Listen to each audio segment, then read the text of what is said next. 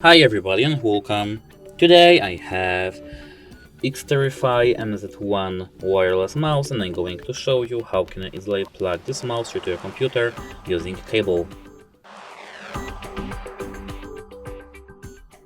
So as you can see here I have a USB Type-C to Type-A cable and I have to plug my USB Type-A cable straight into my computer.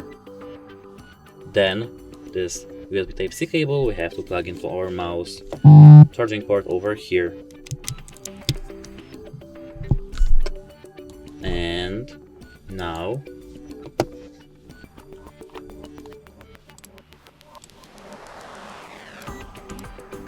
as you can see, our mouse is working.